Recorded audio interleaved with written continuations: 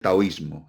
Sería primero una pequeñísima introducción o presentación al taoísmo, con unas cuantas ideas. Una de ellas es la diversidad del taoísmo, o de los taoísmos, si quieren plantearlo así, de los taoísmos.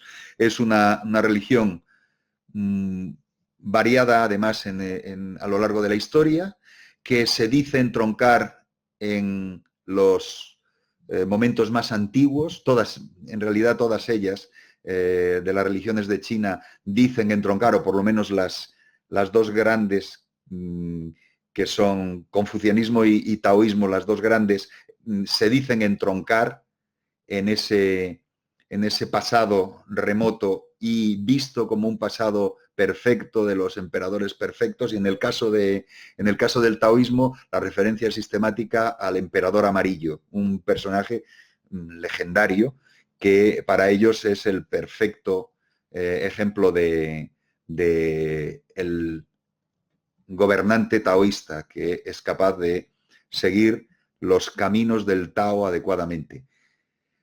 Para entender un poco este asunto, si me permiten, voy a volver hacia atrás un momento y voy a plantear dónde ubicar al taoísmo.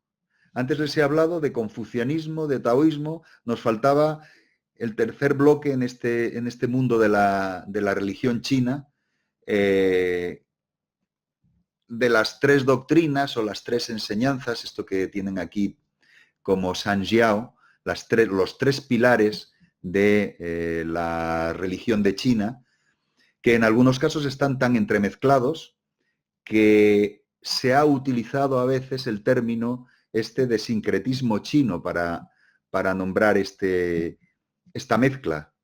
Ahora, pues quizá les gusta más la doble o triple adscripción, doble adscripción por lo menos, es muy común, bueno, de hecho es casi imposible determinar dónde empieza un taoísta y dónde un budista, en el caso de muchos chinos, porque incluyen elementos de uno y de otro. Incluso hay veces en que es difícil, sobre todo cuando se abre a las lecturas de ciertos clásicos, como por ejemplo uno que a ver si nos da tiempo y por lo menos le lanzamos una mirada, que es el I Ching, ciertos clásicos de la tradición china que tienen en el I Ching tiene un gran peso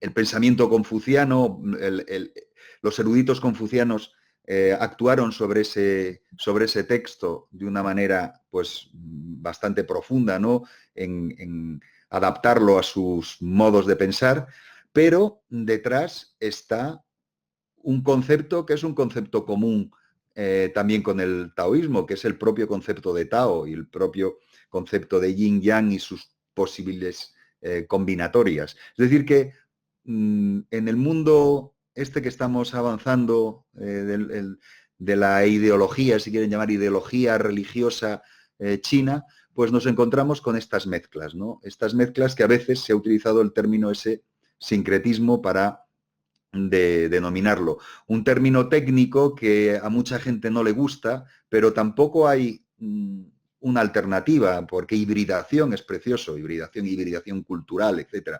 La hibridación china, pero en fin, a veces es más sencillo utilizar esa palabra, a pesar de los problemas que puede tener desde el punto de vista del pensamiento postcolonial, el término sincretismo, como un término en cierto modo colonial, bueno, o si no, directamente utilicemos el término chino, Sanjiao, tres enseñanzas o tres doctrinas. El problema que tiene es que tras el término tres doctrinas o tres enseñanzas, pudiera parecer que no es religión. Y este es un elemento complicado a la hora de ubicarnos en este mundo en el que estamos, porque hay una cierta tendencia. Cuando utilizamos estas palabras, hay una cierta tendencia a verlo con unos ojos que desmontan la parte de religión que pudiera haber y entenderíamos todo esto como modelos de vida o casi filosofías. O sea, sería una filosofía el taoísmo, o sería una filosofía el confucianismo, una forma de sabiduría, una tradición de sabiduría, una tradición de correcto comportamiento, casi un modelo ético filosófico. Y es más que eso, es religión también, habría que tenerlo en cuenta, ¿no? Entonces, para reubicar esto un poco, habría que centrarse en estos tres pilares. ¿Qué son estos tres pilares dentro de una mirada que como ven, estamos dando a 3 milenios y medio, 4 milenios de historia religiosa, en la cual una parte de esa historia nos es ciertamente difícil de conocer con la mirada que a nosotros nos interesa, que es la mirada hacia los textos, que es la mirada hacia los documentos que nos puedan llevar a ubicar en confucianismo, ubicar en taoísmo, ubicar en budismo, lo que fuera, ¿no? Bueno, esos tres pilares que tenemos aquí, nos vamos a centrar en uno de ellos, que es el taoísmo, pero ya les digo que están interconectados, están entremezclados. De hecho, se entremezclan hasta en esta representación, que es una representación que podríamos denominar imaginaria, la representación imaginaria de las tres enseñanzas o las tres religiones simbolizadas en sus tres fundadores o en sus tres personajes clave, porque ni Lao Tse o Lao Tzu ni Confucio serían como tal vistos como fundadores, así como Buda, que sería el niño que aparece aquí, sí que lo podemos ver como el fundador. En los otros dos, en realidad, más bien la tendencia en el pensamiento chino es verlas no como los que crearon la religión, sino como los que la sacaron de nuevo, porque esa tradición estaba ya, esa forma de ser y esa forma de entender el mundo estaba ya en el pasado, pero lo que hacen es, en cierto modo podríamos decir, como sistematizarla. Entonces todo esto es un imaginario. Y qué mejor que un imaginario construirlo desde una, o pensarlos desde una imagen. Entonces en esta imagen tendríamos del taoísmo, que estaría aquí, y esto es el llamado mito del discipulado, lo que nos está mostrando esta imagen, el mito del discipulado, la representación de los llamados tres sabios. Está Confucio con Buda en sus brazos y enfrente tienen al anciano, a Lao Tzu, o sea, el maestro, el anciano maestro, que sería mayor que los otros, y esto lo plantean como una especie de momento imaginario, pero que se pensaría hasta como un momento histórico y que marca entonces, de hecho, la asunción de que el propio budismo es una religión china, a pesar de que es bien evidente que viene de fuera, que nace en la India, pero se plantea como una religión china. ¿Una religión china por qué? Pues porque Confucio tuvo en sus manos a Buda. Buda, en cierto modo, es el pensador de India, pero que sería tan chino como cualquier de los otros dos, cualquiera de los otros dos. De hecho, Lao Tzu o Lao Tse, lo que se cuenta también es puramente, todo esto son puras construcciones imaginarias, pero son muy simbólicas de la idea que hay detrás. Lo que se cuenta es que, visto el desgobierno que había en su momento, en la China de su momento, marchó y salió, se fue hacia Occidente, y es justamente en la salida a Occidente que le piden que se deje escrito su libro, en el que plasme sus conocimientos, y deja su libro, que es justamente el llamado libro del Tao, ¿no? Todo esto, ya les insisto, es pura imaginación, pero es una imaginación que construye modelos de ver socialmente esta mezcla, esta mezcla de religiones, esta mezcla de puntos de vista que podemos encontrar en el pensamiento chino y que están interconectadas. Entonces, aquí ven la asociación de estos tres personajes, Confucio por una parte, vean más o menos las fechas, 552-479, Lao Tzu o Lao Tzu, siglo VI, es decir, un poco anterior, pero esa conexión sobrenatural con el emperador amarillo, con este Wang Di, el emperador amarillo que estaría pues quizá en el siglo XXVIII, es perfectamente imaginable antes de la era, o sea que estamos hablando de 4.800 años hacia atrás en el pasado, marcando pues el origen del taoísmo. Lo mismo que el origen del confucianismo estaría en los primeros emperadores de las épocas antiguas que vivían de acuerdo al orden correcto, de acuerdo, claro, al Tao, ¿no? Y estos son los tres pilares. Los tres pilares, la religión ancestral de gobierno, que en cierto momento se consolida en el modelo confuciano, el taoísmo y el budismo. Estos serían los tres productos, digamos. Entonces, bueno, pues entramos a analizar, de nuevo vuelvo a analizar el taoísmo, pero teniendo en cuenta este asunto, ¿no? Es un ingrediente de esa mezcla, de ese sincretismo, de esa mezcla, de esa hibridación religiosa que podemos encontrar y que algunos sencillamente le llaman la religión tradicional china, que en algunos casos escoge formas de pensar en la línea confuciana, en otros casos formas de pensar en la línea taoísta y en otros casos, pues, del budismo.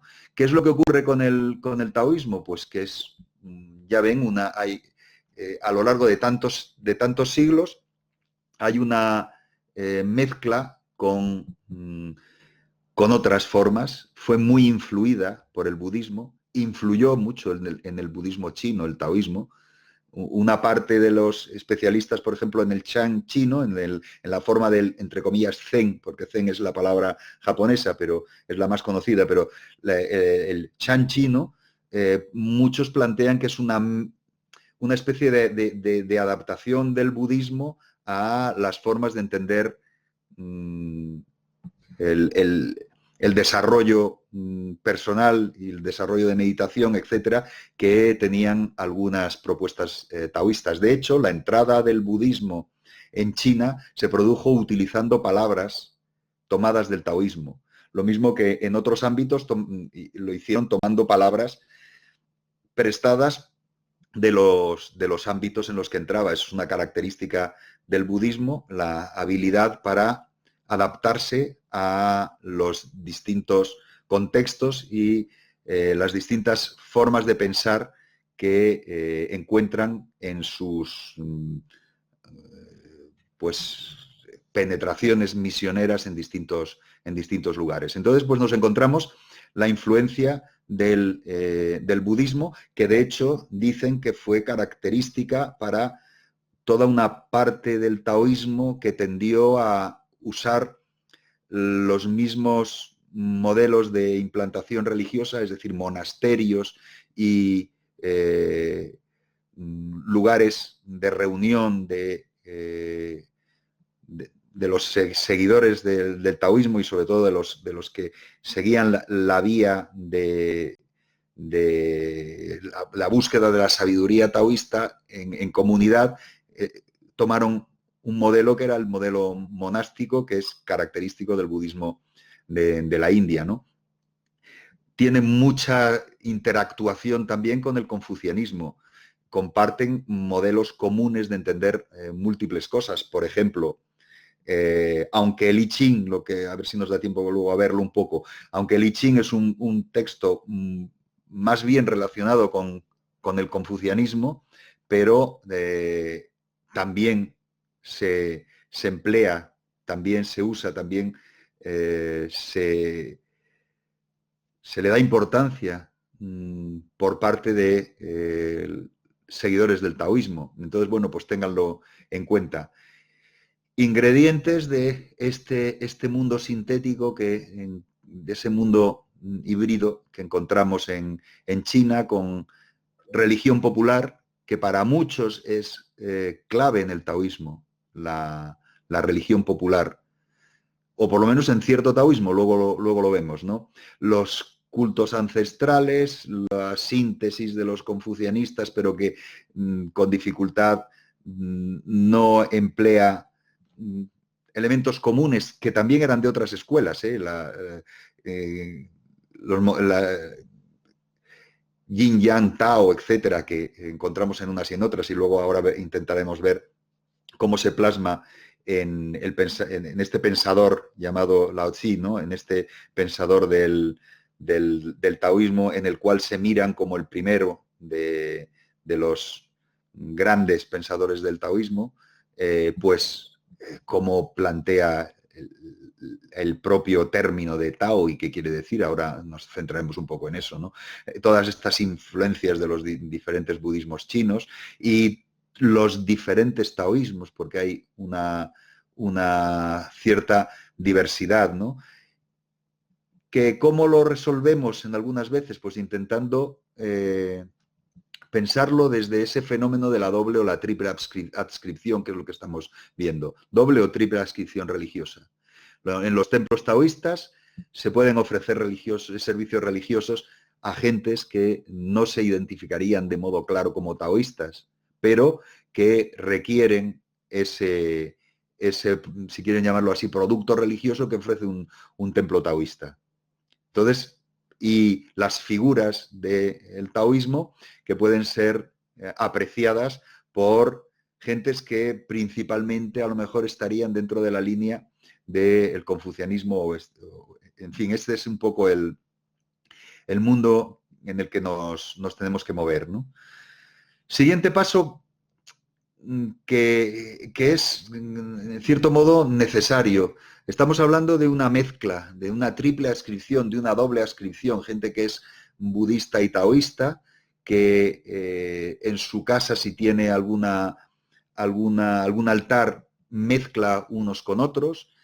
¿Eso cómo se convierte en dato sociogeográfico? Es decir, ¿cómo se convierte en un dato estadístico? Pues muy difícilmente, es muy complicado. ¿Cuántos seguidores habría del sincretismo chino? Pues hay una dificultad estadística tremenda para saberlo, porque entre otras cosas es muy difícil discriminar dónde acaba un taoísta chino y dónde empieza un budista chino. Y, en fin, esto es lo que nos encontramos. Y las estadísticas, pues por ejemplo, en el caso de las estadísticas chinas, el bloque mayor todavía se mantiene como los que podríamos denominar como no religiosos o ateos, que ven que es una cantidad muy notable. Y luego, en el entorno de este sincretismo mezclado, pues 250 billones en la propia China.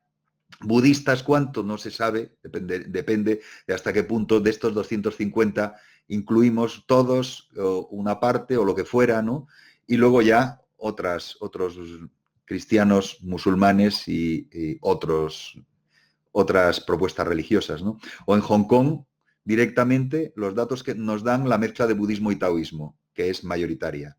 Los no religiosos y luego católicos y protestantes, de cristianos en distintas denominaciones. O en Singapur volvemos a tener esa mezcla de budismo-taoísmo. Es decir, que a la gente que se le pregunta no son capaces de diferenciar si son budistas o son taoístas. A veces por algo que es un poco característico de los modelos taoístas de entender las cosas. Dentro de esos modelos hay digamos que el cierto ideal que habría sería el sabio oculto, el que sigue el camino del Tao, lo podríamos llamar así, sigue las sendas taoístas, pero nadie lo sabe, porque justamente es un elemento importante en ciertas formas de taoísmo, en que haya una ocultación de que se está inserto en esa vía de sabiduría. O incluso hay una ocultación personal, que es la búsqueda de parajes desérticos, inhóspitos, fuera de lo habitual para la vida, fuera de lo social común para la vida. Y por tanto ahí hay un ideal, el ideal del apartamiento. Y ese ideal de apartamiento a lo mejor también lo encuentras en la propia dificultad estadística, que por ejemplo nosotros lo hemos encontrado cuando hemos intentado buscar este tipo de religiones chinas en España o específicamente en Canarias cuando hemos hecho esos trabajos. Y entonces nos encontramos que algunos se denominan sobre todo en centros en los cuales se hacen algún tipo de enseñanza que a veces tiene que ver con el cuerpo, pero eso es muy característico también de las enseñanzas taoístas, que tienen que ver con las energías del cuerpo y particularmente con Qi, la energía, o Chi, la energía principal del cuerpo, y eso como se manifiesta, se enseña por medio de técnicas corporales que, bueno, pues parece un gimnasio, pudiera parecer un gimnasio, pero luego ahí hay gente que son profesores o maestros de ese arte, no sé si llamarlo marcial o arte en relación con el cuerpo, y con dificultad te dicen lo que piensan. Con dificultad te dicen, nosotros lo que hacíamos le preguntamos, pero vosotros sois taoístas, que es una gran pregunta, y empiezan a escapar, y entonces escapar no te lo dicen, no te lo evidencian, justamente por esta idea que les estaba transmitiendo en cierto modo, del ocultamiento, de que a quién le importa qué es lo que hago o qué es lo que pienso. Pero claro, si le dedicas un poco más de tiempo, empiezas a preguntar, pero ¿y cuándo y cómo has aprendido y no sé qué? Y entonces empiezan, yo me he encontrado con alguna biografía somera, porque no hemos hecho una investigación en profundidad de todo esto, pero somera, y entonces te dicen, bueno, y pues yo aprendí esto, a veces está conectado con técnicas de medicina. ¿Dónde lo has aprendido? Entonces empiezan a decirte, bueno, pues yo es que tengo un maestro en China. Y dices, ¿qué tipo de maestro? Entonces terminas dándote cuenta que es un maestro taoísta y que esta persona va a China una vez al año a lo mejor y está allí semanas aprendiendo. ¿Y en qué? Pues en un centro que es lo más parecido a lo que podríamos llamar un monasterio. Pero eso no te lo dicen, no te lo dicen de primera, ni lo evidencian. Entonces eso es muy interesante por esta discreción, podríamos decir, taoísta. Esta discreción taoísta que a lo mejor tiene que ver con cómo entienden el propio carácter de lo que es el Tao, ¿no? Lo que sería vivir según el Tao, ¿no? Los taoísmos, ¿no? Que antes hablábamos. Taoísmos. Hay una división del taoísmo que probablemente sea artificial, pero bueno, hay que desarrollarla, ¿no? Es artificial, ¿por qué? Porque da a entender que hay un taoísmo más perfecto y un taoísmo más imperfecto, que habría un taoísmo más, lo llaman taoísmo filosófico. Bueno, el término es taochia frente a taochiao, ¿no? Taochia sería traducido taoísmo filosófico, que sería como religión, pero no religión, sería como una forma filosófica. Taoísmo filosófico, frente a lo que podríamos denominar taoísmo religioso, o como podríamos traducir eso de Tao Chiao, ¿no? Como taoísmo religioso. Uno, para muchos y muchos especialistas en el mundo chino, muchos sinólogos, lo han planteado como el más puro.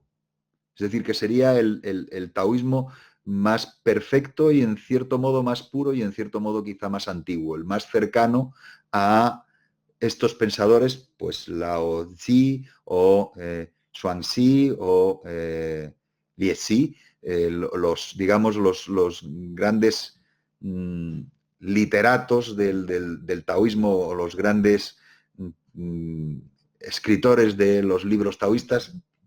Ahora veremos que el libro asociado a Lao Tzu, pues no se escribió en vida del propio Lao Tzu, sino posteriormente. Es decir, que ahí siempre hay ese juego de lo llamamos literato, lo llamamos autor, hasta qué punto es el autor y hasta qué punto no es una amalgama de, eh, de, de influencias diversas en que detrás sí que puede haber un autor de origen o un pensador de origen, que sería este maestro, ¿no? Este Lao Tzu, pero que no lo pensemos como un escritor que nos deja su obra cerrada, asociada a una persona determinada. Bueno, hay que tenerlo eso un poco en cuenta. Pero claro, nos es más cercano ese taoísmo llamado, entre comillas, filosófico, para pensar a este Lao Tzu como si fuera una especie de Platón, algo así. O en esa línea, ¿no? Entonces, asociarlo analógicamente con las cosas a las que estamos acostumbrados, ¿no? Y luego estaría el taoísmo religioso. Y el taoísmo religioso, pues sería un poco, desde el punto de vista de la gente que lo percibía, pues como un poco degenerado, así lo plantean en algunos casos, degenerado, supersticioso, etcétera. Pero claro, son argumentos religiocéntricos a la hora de calificar una cosa con la otra, porque sea más parecido a lo que nosotros entendemos por filosofía, nos parece más alto uno y nos parece más bajo el otro. Y eso es claro, es un verdadero problema porque está en cierto modo tergiversando este asunto, ¿no? De hecho, por eso les decía que es quizá artificial la división habitual entre taoísmo filosófico y taoísmo religioso. Y probablemente sea más útil ver estratos dentro de esta religión, marcados por momentos en el tiempo, etcétera, y podemos a lo mejor pensar que hay un taoísmo popular, lo cual es totalmente cierto, y que dio razón a movimientos que podríamos llamar de carácter revolucionario en algunos momentos de la historia de China. Grupos taoístas que consiguen hasta construir momentos utópicos, de sociedades utópicas, sobre todo cuando no hay un poder central fuerte, hay revueltas de este tipo llevadas por líderes taoístas que buscaban un mundo diferente plasmado en la sociedad, no ese mundo de transformación interior que encontramos más bien en el budismo o que buscamos en el budismo filosófico, sino una transformación social, las revueltas de distintos momentos. Hay algunas de ellas que subvierten de tal modo el orden que rompen con la propia estructura familiar, lo cual para el pensamiento chino es tremendo. O sea, romper con la piedad filial, que es un concepto clave, la piedad filial, pues rompen con la propia familia, rompen con la estructura familiar, crean estructuras sociales completamente diferentes. Pues este taoísmo popular, basado, que en algunos casos pues, en muchos de ellos tenía caracteres apocalípticos, casi podríamos decir, o milenaristas si quieren, ¿no? Pero luego tenemos un taoísmo aristocrático, de eruditos. Tenemos un taoísmo que antes les estaba un poco hablando de él, de pequeños grupos de iniciados, de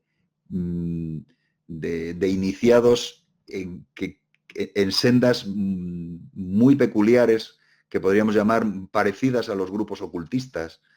Luego el taoísmo monacal, con los grandes monasterios que hubo, ¿no?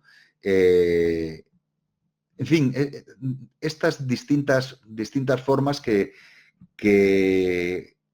si les interesa, habría que entrar a ver bibliografía, ¿no? A ver bibliografía taoísta y a ver quiénes han trabajado estos temas. Yo les aconsejo muy peculiarmente, es decir, me parece que es especialmente clave el que dentro de quienes han ustedes pueden utilizar a la hora de trabajar el budismo, yo les aconsejo una investigadora que se lo voy a presentar aquí, que es Isabelle Robinet, que tiene algunas publicaciones, en francés tiene más cosas, pero en nuestra lengua yo les aconsejo que echen un vistazo a Lao Tzu y el Tao, este libro que está en Olañeta. También tienen ustedes en Paidós Orientalia, que para estos asuntos de religiones orientales tienen pues una colección entera, como pueden ver. Paidós Orientalia pues tienen el cuerpo taoísta, que es muy interesante, el de Christopher Schipper. ¿Qué más les aconsejo? Pues el de Ignacio Preciado, que aquí tienen, o Iñaki Preciado. Este es sobre Lao Tzu. Y luego, el que vamos a utilizar para cuando vamos a trabajar específicamente sobre una promesa taoísta que es, desde mi punto de vista, muy interesante, que es la promesa de la inmortalidad física, ¿no? Y este libro, que es el de Maspero, el taoísmo y las religiones chinas, que es una obra que tiene muchos años, porque Maspero murió en un campo de concentración nazi, pero que, claro, él había trabajado muy bien los textos taoístas, ahora hablaremos de ellos, no los más comunes, sino justamente los... el llamado canon taoísta, que tiene una buena cantidad de tratados, algunos de ellos en relación con el cuerpo y técnicas de inmortalidad. Entonces, bueno, pues les puede resultar interesante. Y luego, es que el taoísmo es una palabra que utilizamos comúnmente. Hablamos del Tao de tal, del Tao de cual. Este autor es uno de los clave para que esté Tao en boca nuestra, que es Alan Watts. Alan Watts, que es uno de los padres de la contracultura. En la contracultura, ya saben que lanzó una mirada la contracultura hacia el mundo oriental. Alan Watts tiene también otro sobre el Zen, que tuvo también un gran peso, pero este es uno de sus, de sus obras muy influyentes, con la idea de presentar el Tao, pero el Tao digerido por la contracultura, ténganlo en cuenta. Entonces, bueno, este libro es el que ha llevado al interés por el taoísmo a muchísima gente. Y no podemos dejar de compartírselo, no puedo dejar de compartírselo el libro. Bien, volvemos entonces a los taoístas y a sus libros taoístas. Los más conocidos son estos tres que tienen ustedes ahí. Y el más conocido, sin duda, el libro del Tao, o Tao Te Ching, o Tao Te Ching, depende de si se utiliza la grafía llamada Pinyin, que es esta, la que hace Tao Te Ching, la grafía Pinyin, o se utiliza otra grafía. Esta específicamente es la que utilizaban la Wei Giles, que se llama, que es la que utilizaban los anglosajones, ¿no? Tao Te Ching. Lo que pasa es que nosotros en español tendemos a poner somos muy fonéticos, entonces decimos Tao Te Ching. No, Tao Te Ching no, claro, está en un intermedio. Y cada vez se utiliza más la denominación, la forma pinyin, que a veces la forma pinyin es un poco complicada. Por ejemplo, con este segundo que tienen ustedes aquí, Xuanzi, que a veces es que no se sabe quién es quién, ¿no? Y en estos todavía, pero hay otros que son aún más complicados, no se sabe dónde, si estamos en lo mismo cuando nos lo están enseñando escrito en pinyin, o nos lo están enseñando escrito en Wei Giles, o si utilizan libros franceses, aunque cada vez utilizan más el pinyin también los franceses, pero cuando ellos utilizaban su forma de escribir todo esto, que era la de la llamada EFEO, la escuela francesa de Extremo Oriente. y en la Escuela Francesa de Extremo Oriente, pues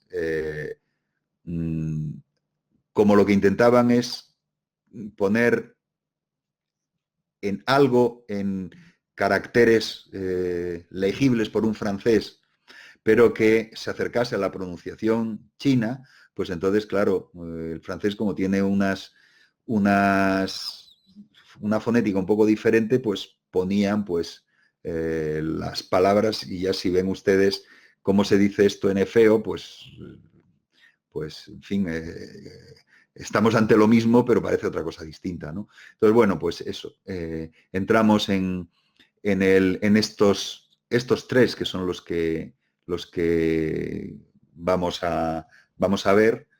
El libro del Tao, el llamado Tao Te Ching, el libro del camino y la virtud, si quieren llamarlo así, o De Tao Jing, el libro de la virtud y del camino, porque depende del manuscrito que se utilice, los capítulos empiezan con Tao o empiezan con la segunda parte, ¿no?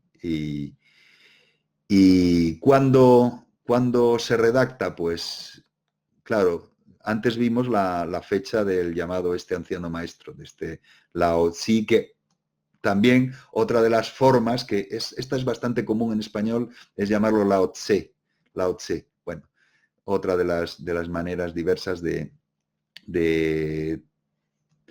poner en nuestros caracteres las palabras chinas, que tengan en cuenta que no es lo mismo las del norte que las del sur, y entonces a veces también hay una diferencia entre si es de la China del sur o si es del entorno de Pekín. Y el pinyin está muy construido desde la forma de hablar del entorno de Pekín, ¿no? Entonces, bueno, pues a veces, pues eso, estamos ante el mismo, aunque lo encuentren escrito de maneras diferentes. Luego entramos en algún detalle, porque también hay unas connotaciones políticas detrás, ¿no? Ténganlo en cuenta, ¿no? Bueno, pues redactado hacia el siglo III o II antes de la era, pero claro, hay toda una serie de materiales previos que lo asocian, ¿no? Luego tenemos el libro este de Xuanzi, que de él que tenemos, pues tenemos varias traducciones. Les voy a enseñar algunas y vamos luego a trabajar un poco con ellas. Les enseño una de ellas, Carmelo el Orduy. Carmelo el Orduy, que fue un misionero español que estuvo muchos años en China, y cuando lo expulsaron de allí hizo toda una serie de traducciones de textos chinos. Esta es específicamente de los dos grandes maestros del taoísmo. Incluye a vean que pone Lao Tse y Chuang Tzu. Lao Tse, o sea, el libro del Tao, y el libro asociado con este sabio homónimo llamado Chuang Tzu, o esto es el mismo título pero traducido por Iñaki Preciado, del cual les he citado antes, otro libro, Iñaki Preciado, que él utilizaba la grafía pinyin. Entonces, como pueden ver, Xuanzi, pero maestro Chuangzi, también por si acaso hay algún despiste, pues también lo ponen. Veremos que esto pasa a veces, ¿no? Este es otro de los que tienen. Y luego tenemos una tercera traducción, pero solo de los 7 primeros libros de este, que la tenemos, esta es en la editorial Trota de Madrid, los capítulos interiores del Xuanzi, por Pilar González España y el Pastor Ferreres. Son dos traductores. Tenemos esto. Y luego tenemos también traducido, que por eso me interesa que lo vean, tenemos también el tercero de los libros más conocidos de estos, el Liezi, o lo denominan verdadero libro de la perfecta vacuidad en el 732 lo denominan así: verdadero libro de la perfecta vacuidad. ¿Qué hay detrás de todo esto? Las traducciones del libro del Tao las vamos a ver ahora cuando entremos un poco en esa parte, ¿no?, del libro del Tao. ¿Qué es lo que hay detrás? Pues detrás, lo primero es la asociación con ciertos pensadores, ¿no?, que ya han visto que son tres: Lao Tse o Lao Tzu, Zhuangzi y Liezi. Y los libros nombrados por los autores, los dos últimos nombrados por sus autores. Pero detrás hay, pues eso, una reflexión que ya ven por qué camino va si el libro de Liezi lo traducen como verdadero libro de la perfecta vacuidad. Está en la línea de reflexiones sobre el vacío, sobre la vacuidad, que son tan características, por ejemplo, del budismo. Entonces, dése cuenta que resulta un poco peculiar, digamos, la cercanía de budismo y taoísmo. Resulta peculiar incluso en todos estos productos. Y hay ideas comunes. Nos va a servir lo que luego veamos de las técnicas de inmortalidad, nos va a servir para asociarlo con otros puentes comunes que podemos encontrar con las propuestas budistas también, ¿no? Entonces, bueno, pues libros taoístas, estos son los más conocidos, traducidos, por eso les he insistido y se los he enseñado, traducidos a nuestra lengua, en algunos casos con 3 traducciones, como por ejemplo el Zhuangzi, o con muchas más en el caso del libro del Tao, que ahora entraremos a verlo con más detalle. Yo en el libro del Tao les aconsejo el de Ignacio Preciado, pero ahora analizaremos a ver cómo pelea con ese libro, con la traducción de ese libro Carmelo Elorduy o algún otro, ¿no? Estos son los libros conocidos en el mundo occidental. Estos libros son los que construyen la idea del taoísmo filosófico. Pero, ¿y dónde están los demás? ¿Qué más libros hay? Pues muchos más. Hay, en fin, uno de los primeros grandes sinólogos que desarrolló el conocimiento de esto que se llama el canon taoísta, el Tao Tsan, fue justamente quien les he citado antes, Maspero. Maspero tenía un conocimiento muy profundo de este canon taoísta. Lo conocía ¿por qué? Por la reimpresión de 1926. Se hizo una reimpresión en 1120 fascículos de este canon. Este canon se sabe que la primera compilación es del siglo VIII de la era, que fue en el siglo XIII, en 1288, fue destruida en parte esta enorme compilación extensa y muy diversa de libros taoístas. Luego hubo una edición, la edición Ming de 1444-45, que tiene 1476 títulos, pero la edición anterior, que fue destruida, tenía casi 5500. Y por tanto, pues es una biblioteca entera de tratados diversísimos, ¿no? De tratados de todo tipo, tratados de magia, de alquimia, de mística, biografías, tratados de técnicas corporales, tratados de medicina mezclada con todo lo anterior, elixires, etcétera. En fin, todo este mundo, como pueden ver, que marca pues una biblioteca inabarcable. Solamente eran capaces algunos grandes sinólogos de conocer la complejidad de todo este entramado de libros. Entonces, ya ven, solo con pensar los miles de libros que tienen ustedes ahí, nos aproximamos quizá a la complejidad del del propio taoísmo. Ejemplo de complejidad del taoísmo, pues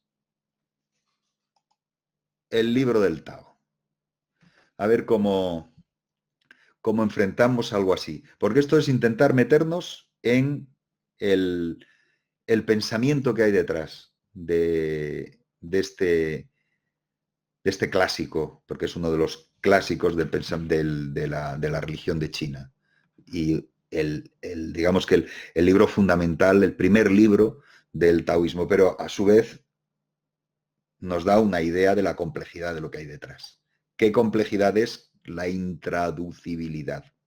Intraducibilidad. El chino ya saben que es una lengua que utiliza ideogramas, y nuestras lenguas son de otra manera y tienen sistemas de plasmación de los mismas de otra forma.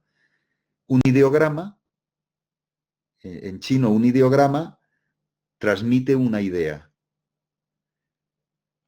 Tao, por ejemplo, un ideograma transmite una idea. Pero claro, dependiendo del contexto del ideograma, se puede leer de una manera o de otra. Se puede entender la idea que hay detrás de una manera o de otra.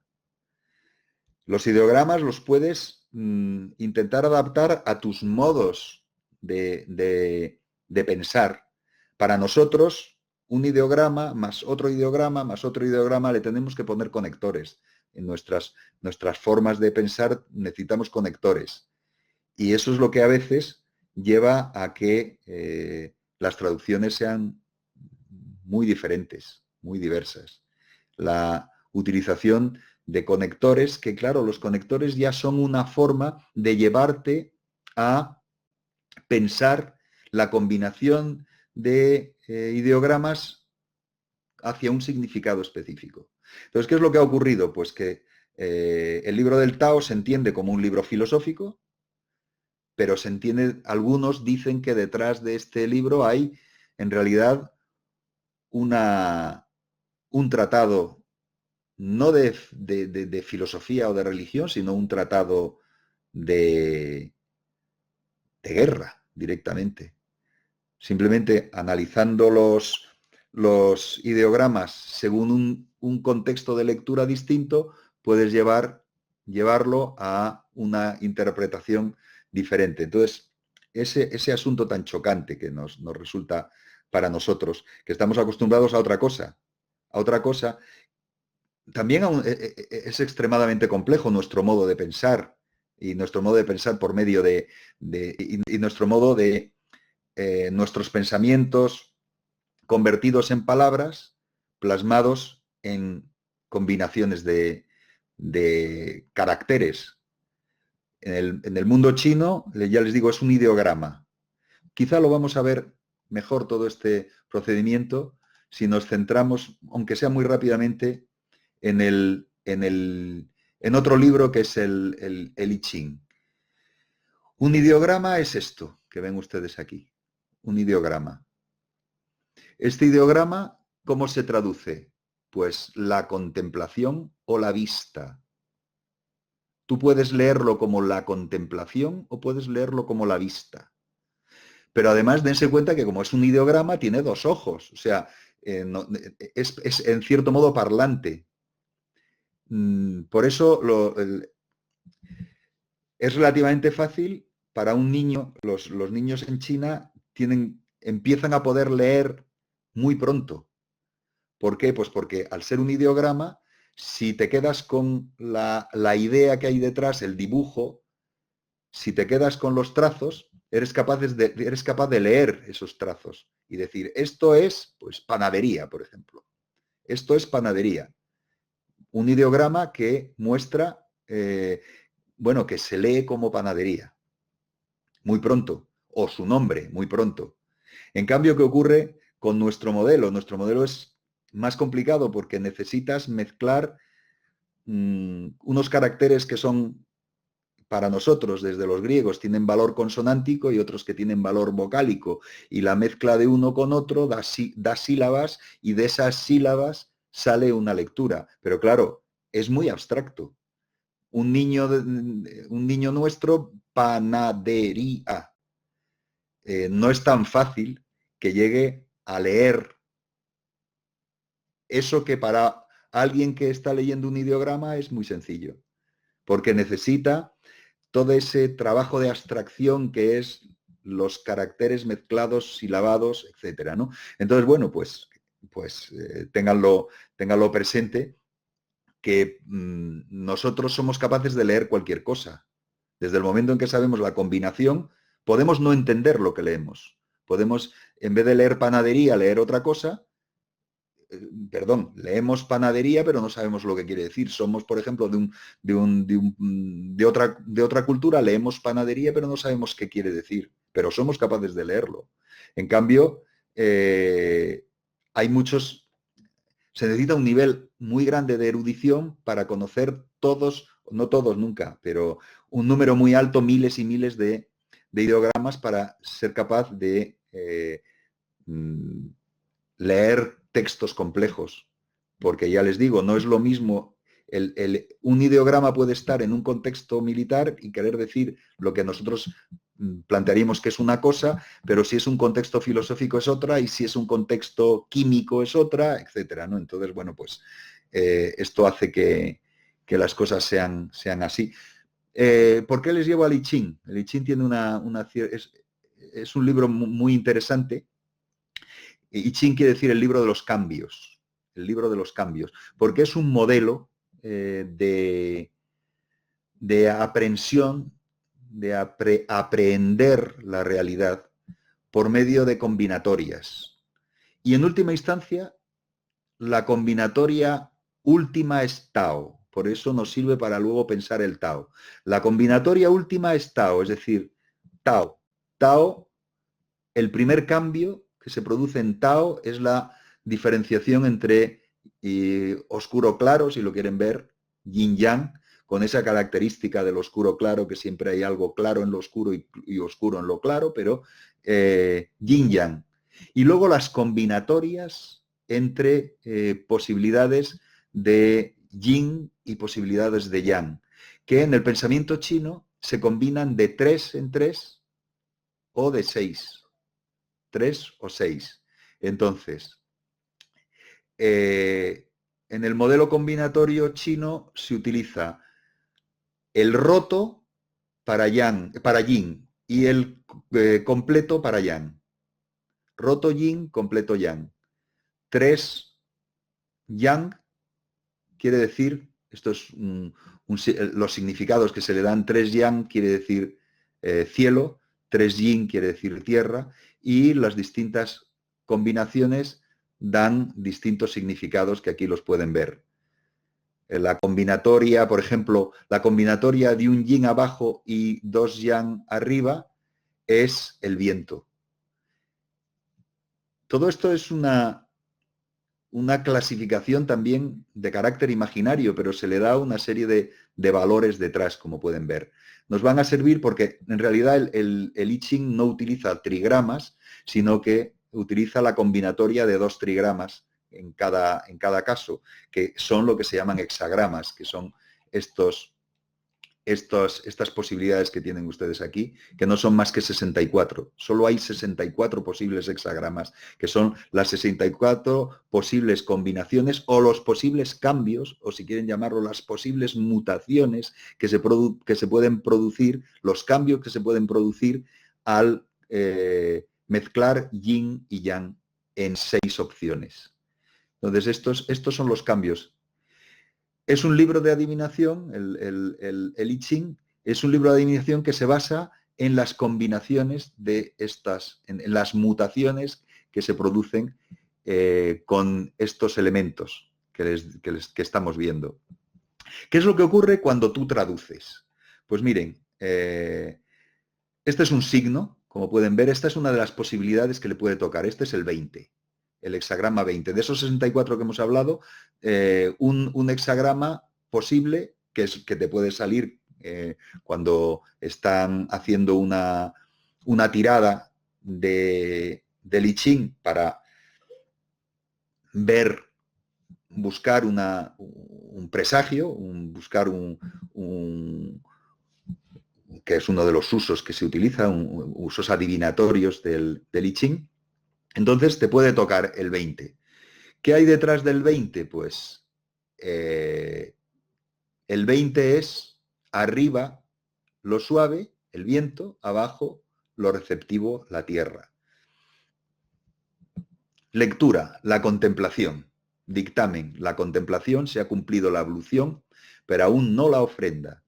Pleno de confianza, levantan la mirada hacia él. Explicación, el viento planea sobre la tierra, la imagen de la contemplación. Así los antiguos reyes visitaban las regiones del mundo, contemplaban al pueblo y brindaban enseñanza. Y dice, el acto sacrificial comenzaba en China con una ablución y una libación, con lo cual se convocaba a la divinidad. Luego se ofrendaban los sacrificios. El lapso que media entre ambos actos es el más sagrado, pues es el momento de máximo recogimiento interior. Cuando la elevación está plena de fe y es sincera, el contemplarla ejerce un efecto transformador sobre quienes son sus testigos. Así puede observarse una sagrada seriedad en la naturaleza, en la regularidad con la que transcurren todos los acontecimientos naturales. A un hombre predestinado a influir sobre la humanidad, la contemplación del sentido divino del acaecer universal le confiere los medios para ejercitar idénticos efectos. Para ello hace falta un recogimiento interior como el que produce la contemplación religiosa en hombres grandes y fuertes en su fe. El nombre chino del signo, con una ligera variación, adquiere una doble connotación. Por un lado significa contemplar, por el otro ofrecerse a la vista, modelo. De este modo el hexagrama simboliza un soberano que hacia lo alto contempla la ley del cielo y hacia abajo las costumbres del pueblo, pero que dado su buen gobierno constituye un elevado modelo. Esta es un intento de traducción que, como ven, en lo que les hablaba antes, incluye conectores, pero hay una traducción que no incluye los conectores, que es esta que tienen ustedes aquí, que la utilizaban dentro de la psicología transpersonal, etcétera, para la adivinación. No incluye los conectores. Entonces es como si viéramos ideograma a ideograma. Es una traducción directa de ideograma a ideograma.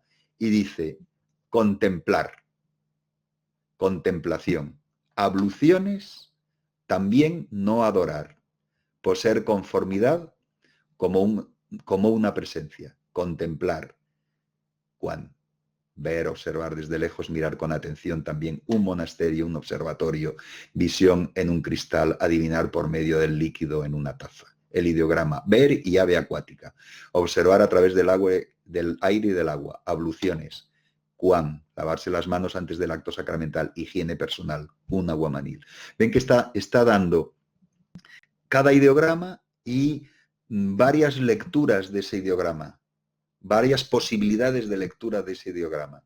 Y también contrasta dos términos. No, pu, negativa simple. Adorar, chien, honrar a los dioses y antepasados. Hacer sacrificios, recomendarse o presentarse uno mismo. La traducción sin conectores, que es un poco lo que quería que viesen en este texto. Que si podemos, luego volvemos otra vez a él. Y si no, nos centramos de nuevo en el que nos interesa, en el libro del Tao, en el libro del Tao.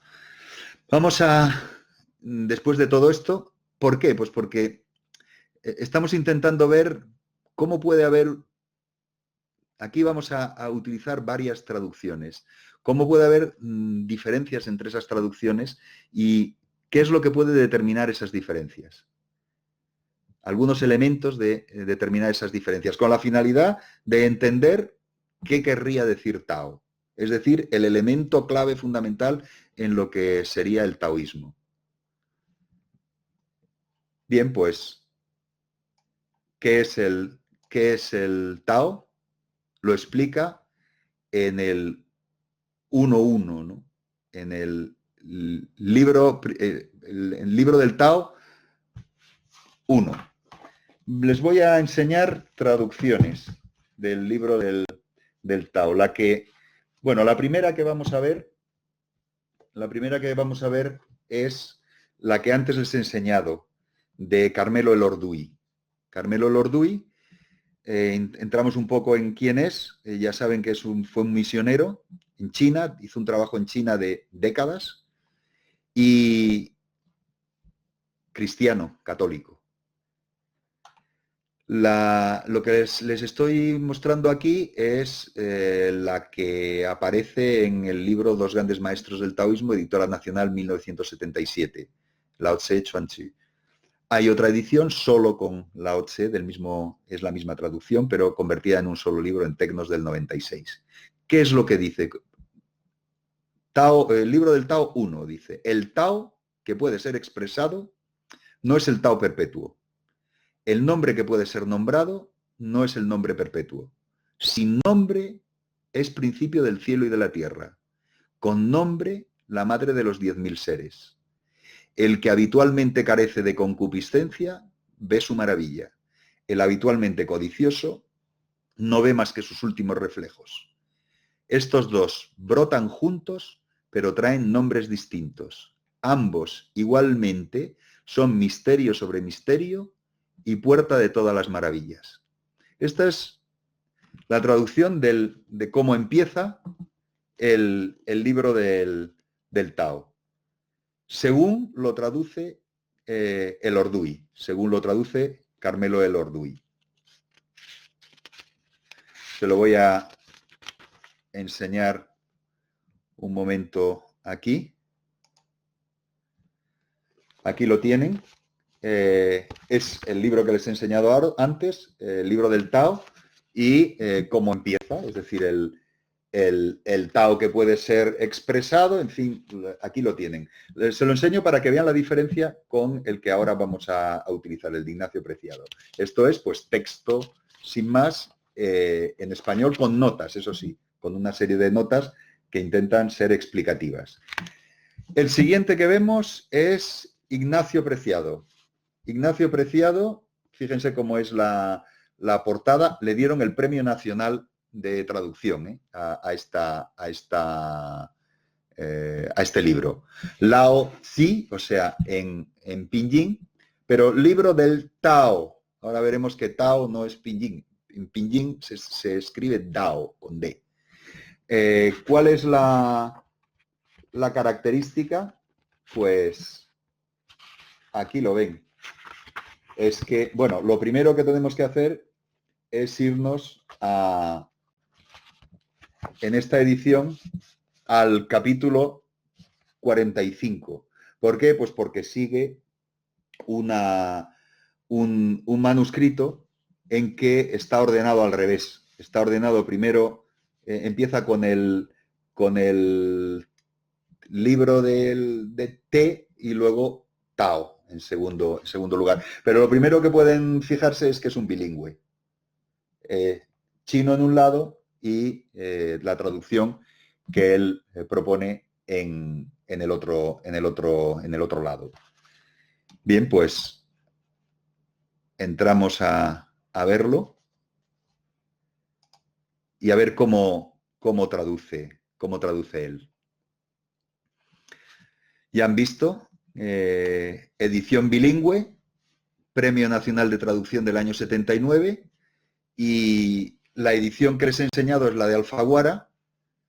Ha tenido muchas ediciones posteriores, pero curiosamente la última edición que tiene ya no lo llama Lao Tzu, el libro del Tao, sino Lao Tse Tao Te Ching. Es decir, que no utiliza el pinyin en las últimas ediciones que ha sacado. La ventaja que tiene Preciado es que utiliza los últimos manuscritos que han aparecido. Así como en su edición del 78 siguió la copia hallada en 1973 en la tumba Han III de Mawandui, que cambiaba la numeración, por eso el capítulo 45 es el 1. En la nueva edición incluye también más copias del siglo IV antes de la era, la de Mawandi y la versión del siglo III de Wanbi. Es decir, que tiene esa ventaja de incluir más elementos, que en el caso del capítulo no son tan fundamentales, pero en otros sí que hay cambios. La traducción de lo mismo que hemos leído antes. El Dao, Dao. Es decir, que dentro lo pone en pinyin, pero fuera en el título lo puso Tao. Probablemente porque si lo llama el libro del Dao, poca gente a lo mejor se daba cuenta que estábamos hablando de esto que otros denominan que denominan Tao. De hecho, en muchos manuales no encontrarán taoísmo por la T, sino por la D, daoísmo, por el influjo del peso del pinyin. Entonces, nosotros lo llamamos taoísmo porque es la forma, en fin, en español habitual, pero pueden encontrar en otras lenguas daoísmo, o bueno, daoísmo, ¿no? Con D. Entonces, ténganlo en cuenta que estamos hablando de lo mismo, ¿no? Entonces, bueno, aquí porque lo llama pinyin Dao, pues nosotros también lo leemos así. El Dao que puede expresarse con palabras no es el Dao permanente. El nombre que puede ser nombrado no es el nombre permanente. Lo que no tiene nombre, Wu Ming, es el principio de todos los seres. Lo que tiene nombre, You Ming, es la madre de todas las cosas. La permanente ausencia de deseos, Wu Wu, permite contemplar su esencia escondida. La constante presencia del deseo, Yo Wu, lleva a contemplar sus manifestaciones. Ambos, Wu Yu, tienen el mismo origen. Con nombres diferentes designan una misma realidad. El profundo misterio es la llave de las transformaciones de los seres. Fíjense qué diferencia. Ciertas palabras, nada más que quedémonos con ciertas palabras. En un caso habla de deseo y en el otro caso habla de concupiscencia. El que carece de concupiscencia ve su maravilla. El habitualmente codicioso no ve más que sus últimos reflejos. Es decir, está utilizando palabras de la moral católica. Y en cambio aquí nos dice la permanente ausencia de deseos frente a la constante presencia del deseo. Claro, concupiscencia, codicia, frente a deseo. Deseo es un término que podríamos denominar más neutral. Incluso es un término que desde la mirada que estamos haciendo a religiones orientales nos es mucho más comprensible que concupiscencia. Nos es mucho más comprensible. Deseo está, por ejemplo, es clave en el pensamiento budista. En el pensamiento budista, la causa del sufrimiento es el deseo. Es decir, en las 4 nobles verdades expone claramente que el deseo es el problema. El deseo y todo lo que se asocia al deseo, que sería todo lo que tiene que ver con el apego. Y la palabra deseo, una de las formas de escribirla, y sería en el caso en el sánscrito, hablando del mundo budista, es trishna. Trishna en sánscrito, que es sed. Claro, no necesitamos una valoración como la que encontramos detrás del término concupiscencia o codicia. No es la concupiscencia o la codicia, es el propio deseo. El propio deseo que lo vemos mucho mejor desde el vocabulario que estamos viendo budista. Sed, porque tiene una ventaja ese vocabulario budista al utilizar el término, al utilizar trishna para deseo, porque deseo nos puede llevar a elucubrar sobre consecuencias del mismo, consecuencias morales o éticas alrededor del concepto de deseo y de desear.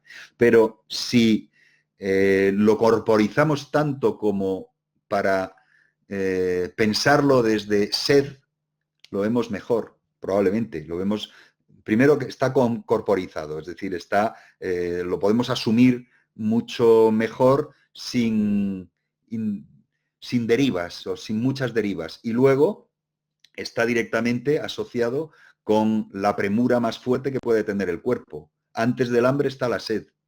Y la sed mata en muy poco tiempo. El no beber mata en muy poco tiempo. Por tanto, la sed pues es muy evidente, muy corporal, la sed de vivir, la sed de existir, la sed de ser.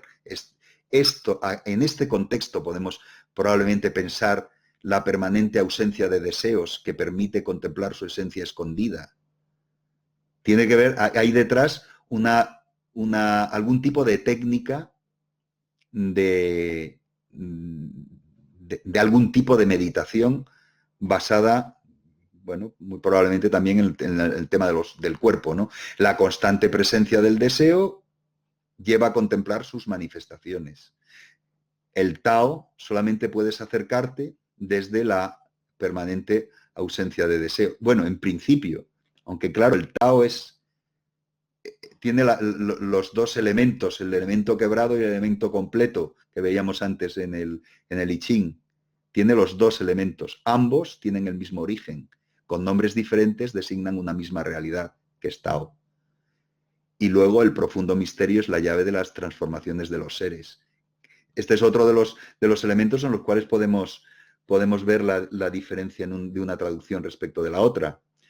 La traducción de Carmelo Elorduy, que dice, ambos igualmente son misterio sobre misterio y puerta de todas las maravillas. Es muy bonito, pero no quiere decir nada. ¿Qué es la puerta de todas las maravillas? La puerta de todas las maravillas. Pero claro, la llave de las transformaciones de los seres, por eso hemos visto antes lo del I Ching, nos dice algo que tiene que ver con la realidad como esta realidad que puede ser contemplada desde su esencia escondida si se mira desde la permanente ausencia de deseo, o puede ser contemplada desde la presencia del deseo en sus manifestaciones, es lo que finalmente se esconde detrás de eso que llama misterio. Eso que llama misterio es, detrás de Tao está también las transformaciones, la realidad como transformación. Y esa transformación, ¿dónde se conoce, dónde se analiza? En el libro de las transformaciones o libro de los cambios, es decir, en el I Ching. Entonces, desde la mirada al I Ching podemos plantearnos hasta qué punto esta traducción es una traducción que refleja más lo que sería las manifestaciones. Las manifestaciones son de Tao hacia Yin Yang y de Yin Yang a trigramas y de trigramas a hexagramas, con las distintas combinatorias y los significados que hay detrás de cada hexagrama y de cada trigrama también, pero de cada hexagrama. Es decir, las transformaciones, la realidad como un tablero de transformaciones que se puede leer gracias al I Ching, por lo menos eso es lo que plantea el pensamiento que estamos viendo. Es decir, el Tao es el taoísmo incluye todo este tipo de cuestiones que, como pueden ver, detrás de todo esto están técnicas de meditación, están técnicas de adivinación, en cierto modo también, asociadas unas con las otras, y detrás de todo, pues un concepto inexpresable, porque dice, el Dao que puede expresarse con palabras no es el Dao permanente. El nombre que puede ser nombrado no es el nombre permanente. Es decir, que en última instancia te está diciendo, el Tao es inasible, el Tao es inefable, en realidad sería eso. Es decir, no se puede plasmar con palabras. Desde el momento en que lo plasmas con palabras, entonces terminas viendo manifestaciones del mismo. Pero para llegar a ver la esencia escondida, tiene que hacerse desde la ausencia de deseos permanente.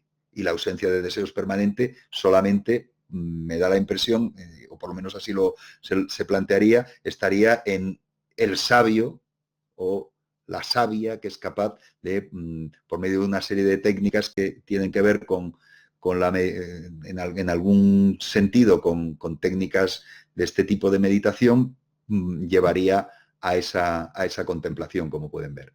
Bueno, la ventaja que tienen estas dos traducciones es que por lo menos son directas. Es decir, que Carmelo Lorduy e Ignacio Preciado, ambos dos, son conocedores del idioma chino. Es decir, que cuando nos trasladan al español una obra en chino, son capaces de entender ambos elementos, lo del chino y lo del español. Que lo trasladen de una manera o de otra, dependiendo del religiocentrismo de unos o de otros, ya, bueno, pues es un añadido. Es un añadido, es decir, Carmelo Lorduy es mucho más religiocéntrico en su planteamiento, en su traducción. Ignacio Preciado, también quizá porque es una traducción que está más pegada a las necesidades de lo filológico, pues nos incluye pues Wu Ming, Yu Ming, etcétera, etcétera, nos da esos conceptos para ver la diferencia entre Wu y Yu, y en fin, nos lo elabora de una manera que no incluye algunos de los elementos que podríamos ver de carácter pues religiocéntrico que hay en el otro. Pero ambos son traducciones directas. Claro, tenemos también una serie de traducciones indirectas. Lo que pasa es que alguna de ellas es muy, muy famosa. Por eso les cito específicamente esta primera, la de Richard Wilhelm. Richard Wilhelm fue uno de los grandes sinólogos alemanes. Muy famoso, además, añadamos que fue aún más famoso por sus amistades, y uno de sus amigos era Carl Gustav Jung. Y Jung, pues es en fin, uno de los...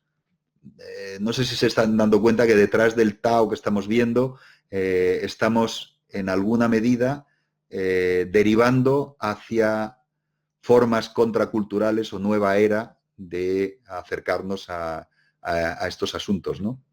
Entonces, Richard Wilhelm, el problema es que quienes tradujeron al español no sabían chino, sabían alemán, y la traducción de Wilhelm es al alemán.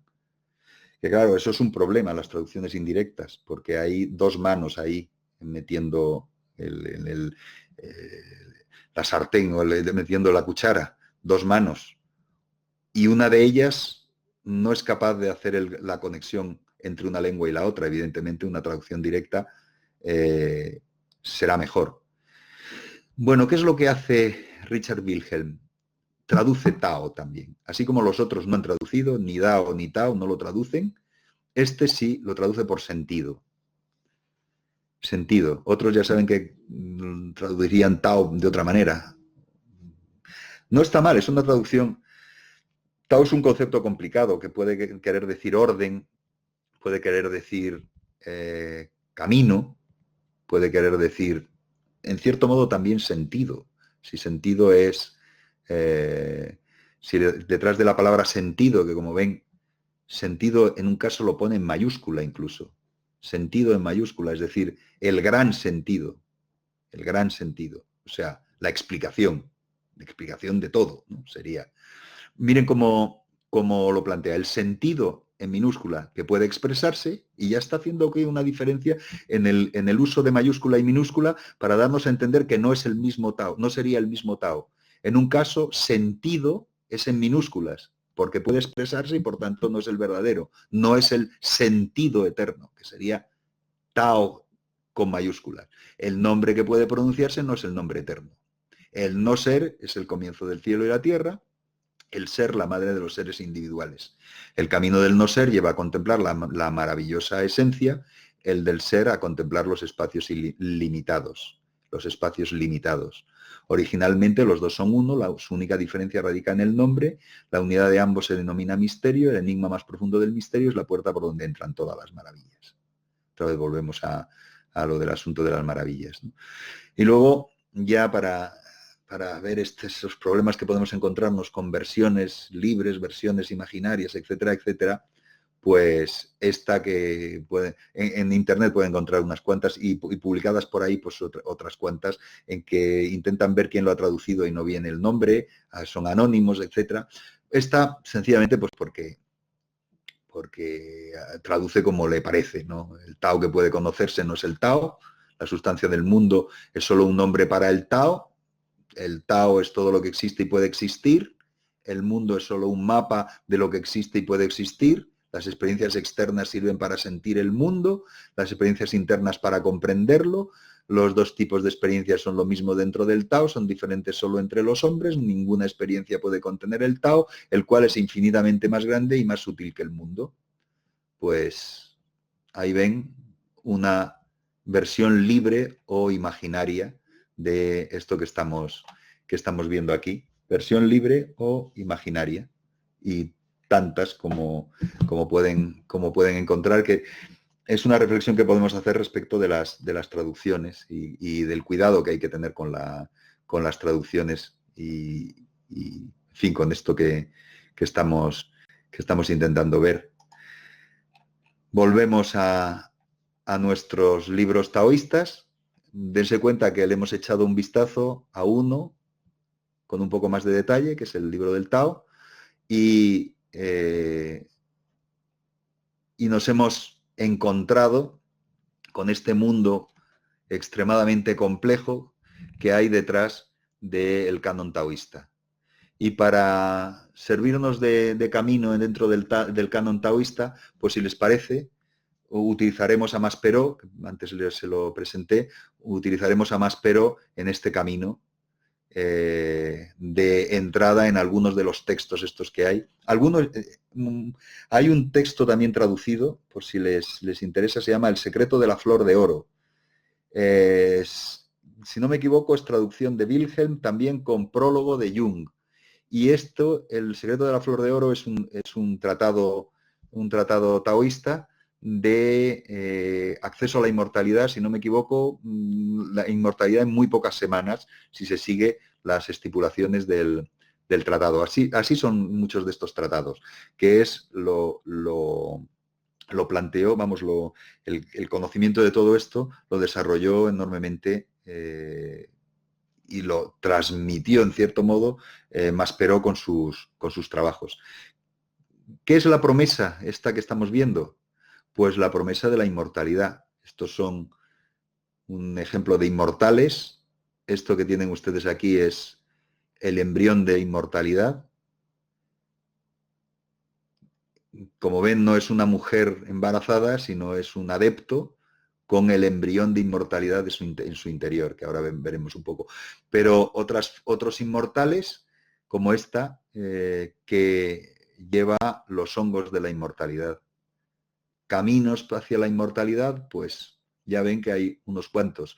Uno tiene que ver con la meditación, vean que está en una posición de meditación que es si estuviéramos en la India, lo llamaríamos Padmasana, la postura del loto, y que es un embrión imposible.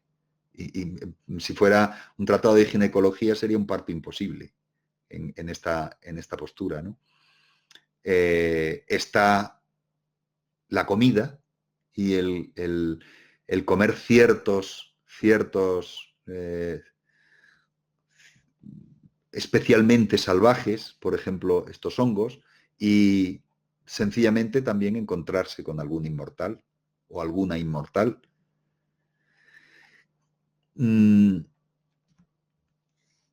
Lo chocante, lo extraño del taoísmo es que lo que promete es la inmortalidad física.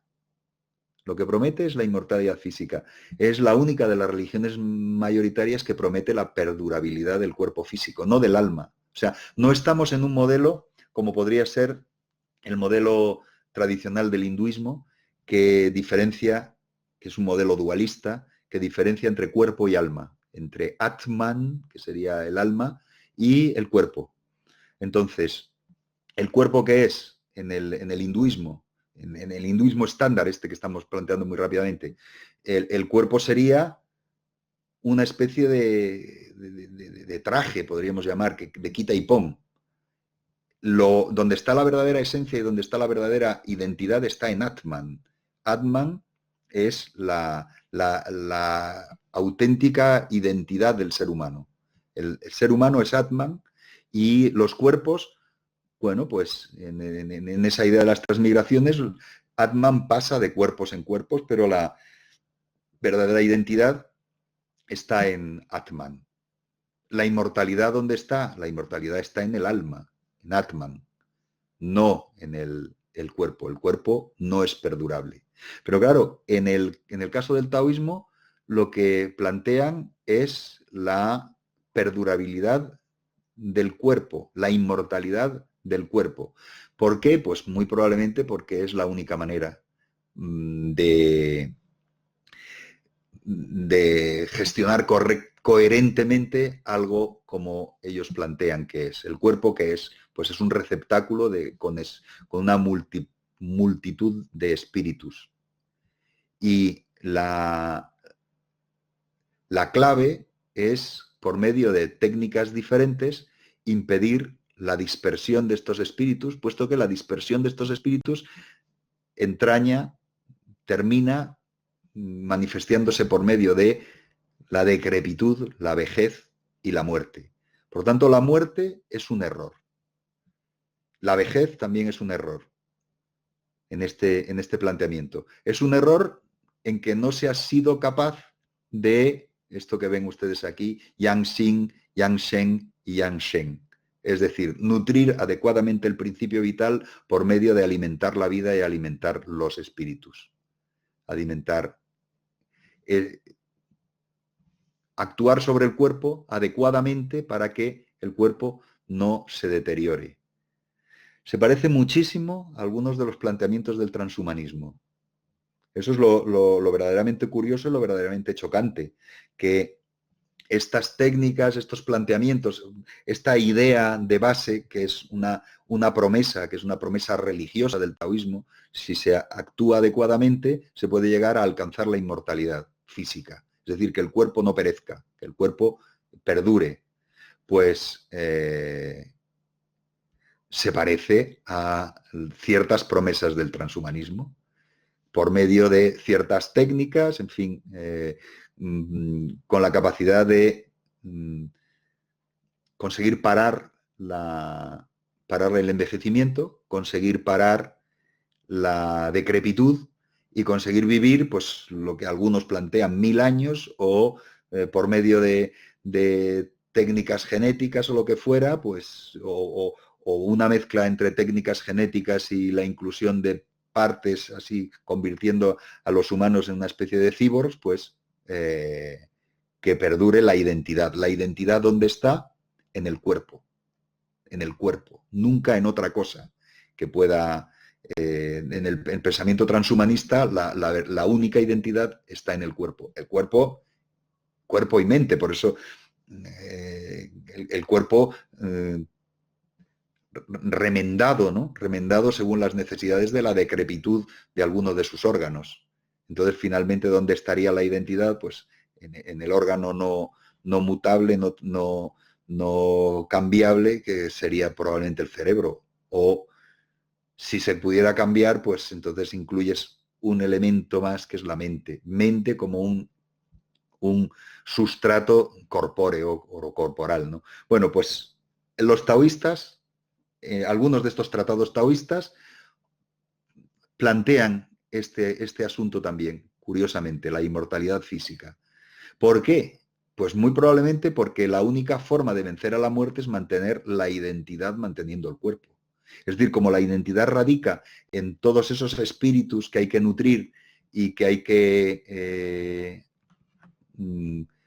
alimentar, porque esos espíritus son los que dan razón de ser a la fuerza vital que caracteriza al humano, pues entonces el único lugar en el que esa fuerza vital se manifiesta es en el nivel de cada cuerpo por tanto. Entonces, no es, en fin, no hay una confusión como podemos encontrar en otros contextos de dualistas entre el más allá y el mundo. No hay una diferenciación entre más allá y el mundo. Hay justamente lo contrario. Los límites del mundo, los límites del más allá coinciden. El mundo y el más allá están entre nosotros. Esa es la idea. Lo que pasa es que, claro, como es contraintuitivo, es imaginario, estas construcciones son imaginarias, pues entonces lo que plantean no es visible para todos. No es visible para los inmortales que existen, y hay toda una serie de inmortales con listas enteras de nombres, algunos de estos los hemos visto arriba, representados, no son visibles para todos. Y de hecho, si los ves, es que algo quieren o algo te van a poder dar. Te pueden dar la inmortalidad los inmortales. Por tanto, ahí empieza a jugar estas formas de acceder a la inmortalidad, estas técnicas de inmortalidad que podemos ver desarrolladas, ¿no? Técnicas de inmortalidad pueden ser ejercicios gimnásticos, o lo que llamaríamos gimnásticos, ¿no?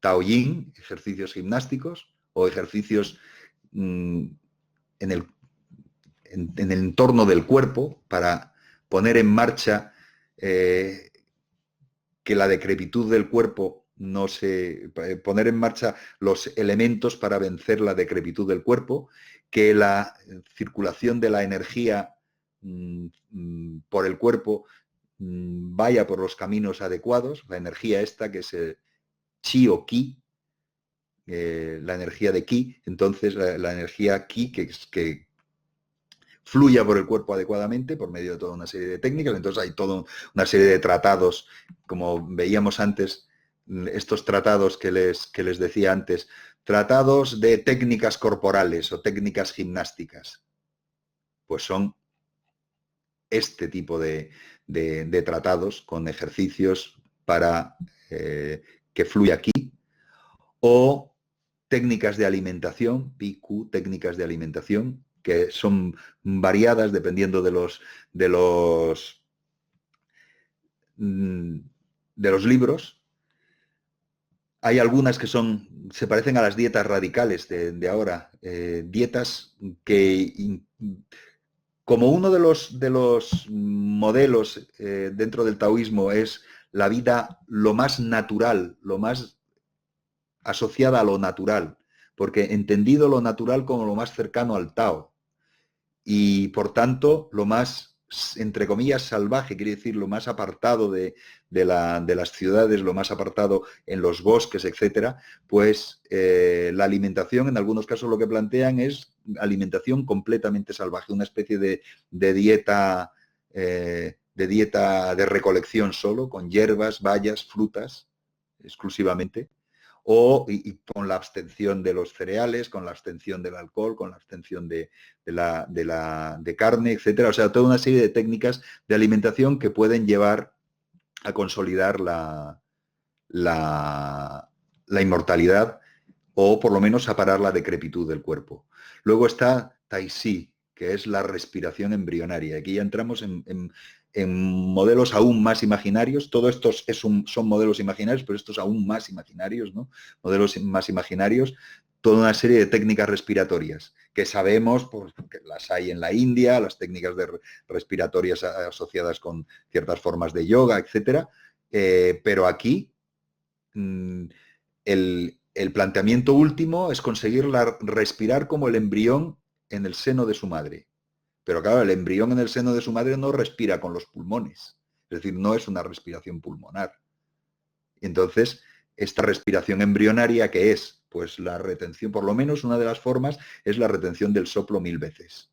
Que claro, estamos en los límites de la muerte, como siempre. Es decir, en muchas de estas técnicas lo que parecen son paradojas. Es como no solo contraintuitivo, sino absolutamente paradójico, ¿no? Lo que plantean.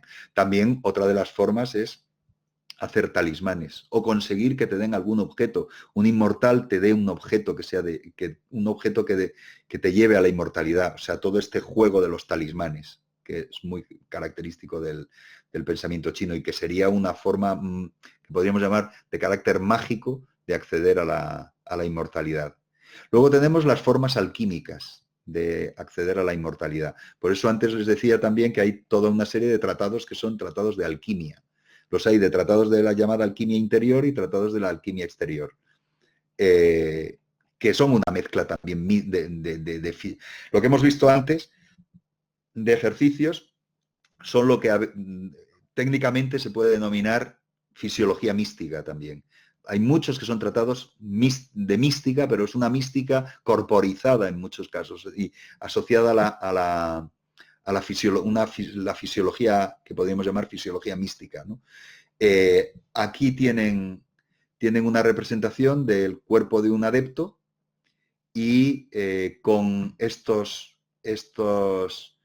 planteamientos de la alquimia interna. Que algunos dicen que la alquimia interna fue un desarrollo posterior a la alquimia externa. El llamado cinabrio exterior, Huaytán, respecto al cinabrio interior o Neitán.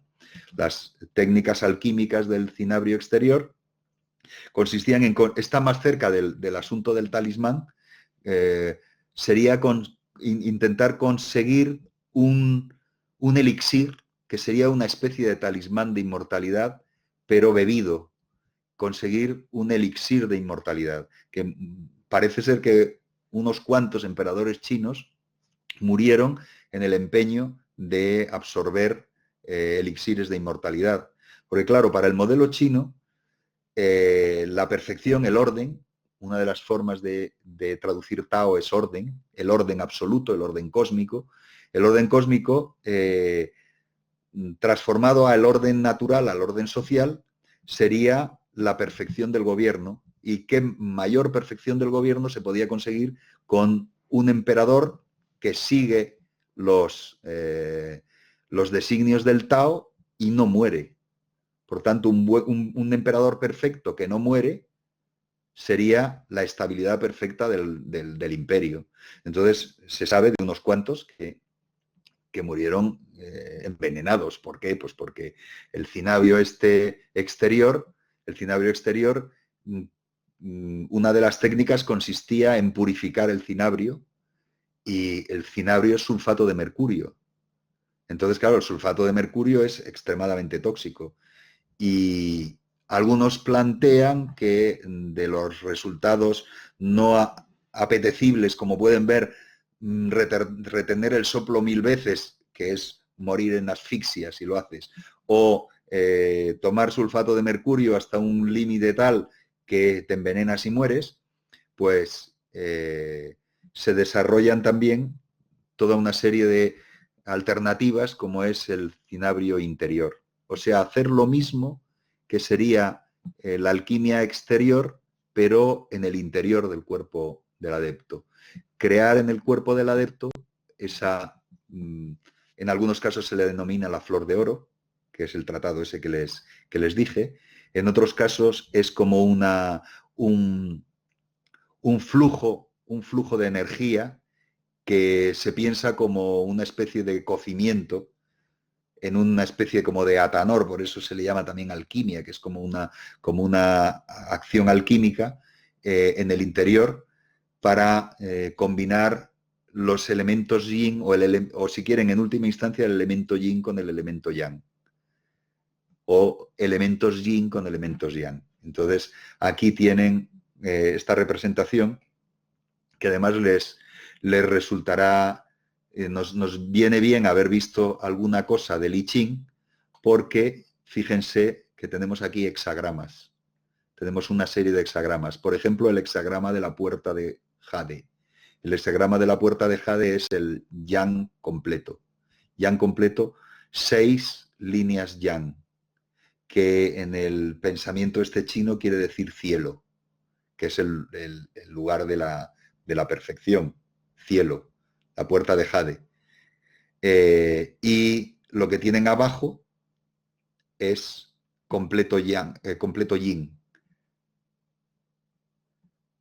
Completo yin, completo yang, y todo este proceso que, como ven, con estos 3 elementos, Qin, Qi y Shen, campo de cinabrio inferior, campo de cinabrio medio y campo de cinabrio superior, y las 3 puertas desde la inferior a la intermedia y a la de Jade, la superior. Y todo esto es una fisiología mística. Una fisiología mística que consiste en subir Qin, que a veces Qin se le denomina también esencia, también corporizado como esperma también, entonces subir la esencia hacia la cabeza. Por eso a veces los sabios, los grandes sabios chinos, los sabios taoístas, tienen unas cabezas enormes, que es una representación imaginaria, por supuesto, de esta acción de fortificación de Shen por medio de la ascensión de Qin con esta especie de procedimiento que aquí han intentado mostrarlo y que se parece bastante a técnicas que encontramos en la India, en el hinduismo y en el budismo, que es las técnicas del tantrismo, que son todas técnicas de fisiología mística. Fisiología mística, el cuerpo entendido como un lugar en el cual se puede hacer una combinación. En el hinduismo se denomina la combinación de Shakti y Shiva, Shiva en la cabeza y Shakti en la parte de abajo, en la misma zona que aparece esto, la unión de Shiva, de la Shakti, principio femenino, con Shiva, el principio masculino, ¿no? Y esto que vemos aquí, pues sería un poco parecido todo este asunto con el trabajo sobre el cuerpo.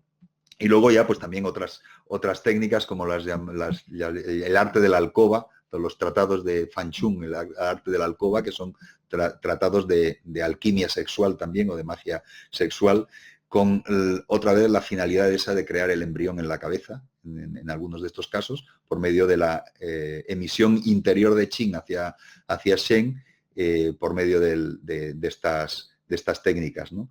Y como antes hablábamos del retener el soplo 1000 veces, pues en este caso son 1200 cópulas seguidas con distintas mujeres, ¿no? Para procurar al adepto varón la inmortalidad, ¿no?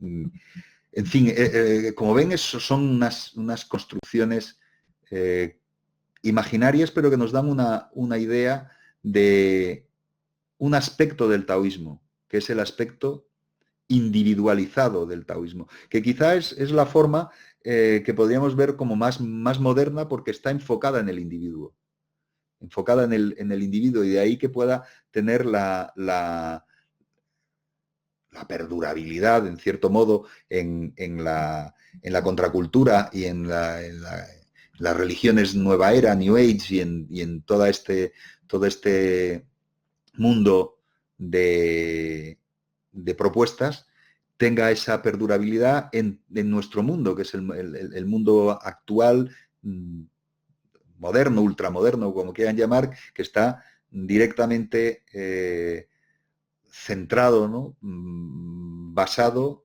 en el individuo. El individuo es el punto. Y aún más, el taoísmo nos coloca el punto en el cuerpo, aún más interesante desde el punto de vista de nuestras percepciones, y de un modo que, como ven, es no dualista, que también tiene que ver con estas miradas tan, entre comillas, podemos decir que modernas, ¿no? Que pueden resultar. Por eso el taoísmo le resultaba interesante, y asuntos de este tipo le resultaban muy interesantes a pensadores. Les estoy planteando, antes hablábamos de Alan Watts, pero Jung, por ejemplo, que empleaba todas estas, utilizaba todos estos libros, y no nos ha dado tiempo a centrarnos más en el I Ching, pero es que lo tenía como libro de cabecera. Tomaba las decisiones utilizando el I Ching, tomaba las decisiones porque esas transformaciones le ayudaba el libro a acercarse a ellas, ¿no? A entenderlas, ¿no? En cierto, sería así.